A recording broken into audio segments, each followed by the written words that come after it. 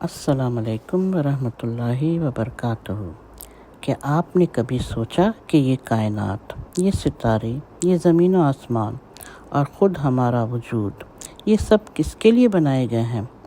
سورہ ملک کی آیات ہمیں ہمارے وجود کے راز کو کھولتی ہیں اور ہمیں سوچنے پر مجبور کرتی ہیں کہ کیا ہماری زندگی محض ایک اتفاق ہے یا پھر ہمارے پیدا ہونے کے پیچھے کوئی عظیم حکمت پوشیدہ ہے۔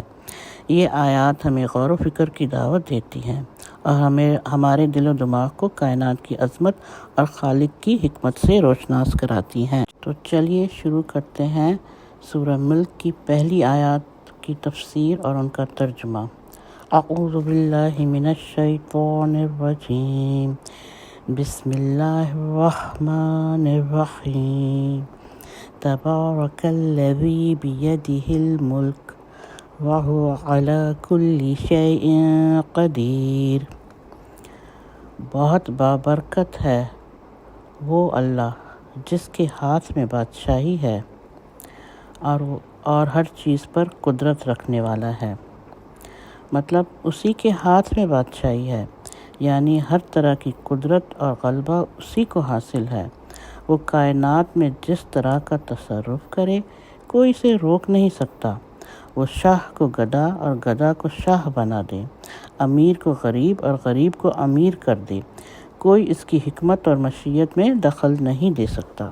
الذی خلق الموت والحیاۃ لیبلوکم ایکم احسن عملا وہو العزیز الغفور۔ جس نے موت اور حیات کو اس لیے پیدا کیا کہ تمہیں آزمائے کہ تم میں اچھے کام کون کرتا ہے، اور وہ غالب اور بخشنے والا ہے۔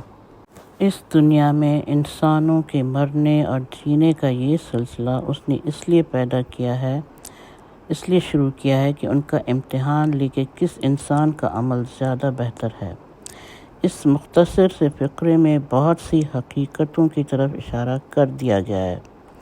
اول یہ کہ موت اور حیات اسی کی طرف سے ہے، کوئی دوسرا نہ زندگی بخشنے والا ہے نہ موت دینے والا ہے۔ دوسرا یہ کہ انسان جیسی مخلوق جسے نیکی اور بدی کرنے کی قدرت عطا کی گئی ہے، تو خالق نے اسے یہاں امتحان کے لیے پیدا کیا ہے۔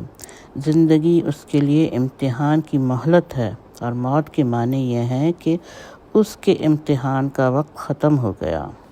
تیسرا یہ کہ اس امتحان کی غرض سے خالق نے ہر ایک کو عمل کا موقع دیا ہے تاکہ وہ دنیا میں کام کر کے اپنی اچھائی یا برائی کا اظہار کر سکے۔ چوتھی یہ کہ خالق ہی اس بات کا فیصلہ کرنے والا ہے کہ کس کا عمل اچھا ہے اور کس کا برا۔ اعمال کی اچھائی اور برائی کا معیار تجویز کرنا امتحان دینے والوں کا کام نہیں ہے، بلکہ امتحان لینے والے کا کام ہے۔ اس لیے جو بھی امتحان میں کامیاب ہونا چاہیے اسے یہ معلوم کرنا ہوگا کہ امتحان لینے والے کے نزدیک احسن عمل کیا ہے۔ الذی خلق سبع سماوات طباقا ما تری فی خلق الرحمن من تفاوت فارجع البصر هل تری من فطور۔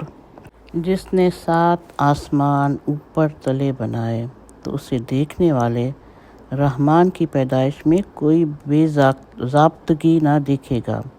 دوبارہ نظریں ڈال کر دیکھ لے، کیا کوئی شگاف بھی نظر آ رہا ہے؟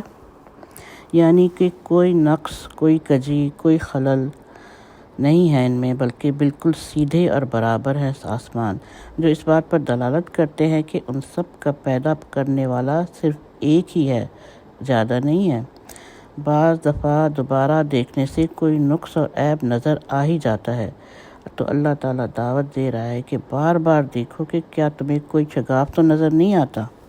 ثم ارجع البصر کرتین ينقلب الیک البصر خاسئا وهو حسیر۔ پھر دہرا کر 2 بار دیکھ لے، تیری نگاہ تیری طرف ذلیل و عاجز ہو کر تھکی ہوئی لوٹ آئے گی۔ یہ مزید تاکید ہے کہ جس سے مقصد اپنی عظیم قدرت اور وحدانیت کو واضح کرنا ہے۔ آج یہیں تک، انشاءاللہ پھر اگلی دفعہ دوسرے ویڈیو میں آگے سے شروع کریں گے یہاں سے۔ اللہ تعالی ہم سب کو قرآن پڑھنے کی، اس کو سمجھنے کی، اس پر عمل کرنے کی توفیق دے، اور یہ بھی توفیق دے کہ جس مقصد کے لیے اس نے ہمیں پیدا کیا اس مقصد میں ہم کامیاب ہوں، اچھا عمل کریں۔ آمین۔